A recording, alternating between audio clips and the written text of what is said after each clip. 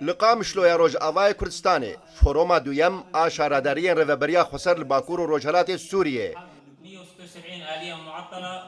bi duruşma xurtkirina rola şarederiyan di avakirina aştî û geşedana berdewam de hat sazkirin. في عدة مواضيع انطرحت ب چند مجار د فورم ده هاتن گوتو بشکرین جوان مکانیزمان جیبیجیکار کو شارداری بگشتی د پروژه خدا بکارتینن هر وها استنگین روبروبوی وان دبن لگل درفتن لبردست هفدم چه جوالاتیان ته خواستن کو بشتاری د بریار ده بکن و بشتربونا شارداریان د پیکانین اولهو آرامیا جواکه ده کو گرینگترینگ آرمانجن گشدانا بردوامه دوی فورمê de çawahiya cîbcîkirina mîkanîzmayan û nehiştina astengiyên mijarên herî giring bûn bo şarederiyên rêveberiya Xweser gotûbêj kirin.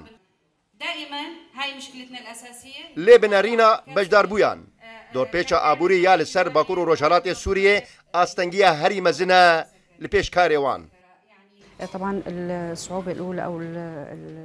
ئاستانگیە یەکەم ئان ڕێگریە یەکەم دۆرپێچە ئابووریە لەسەر باکوور و ڕۆژهەڵاتی سووریە بودجەیە مە زێدە کێمە ئەم di çarçoveya şiyanên gelekî kêm de kar dikin herwiha em di çarçoveya egerên zêde sinûrdar de jî kar dikin pirsgirêk an zehmetiya mezin ku em robrûyê wê dibin nebûna rewşenbîriyeke civakiya girêdayî paqijbûnê ye bi taybet jî paqijkirina cadeyan.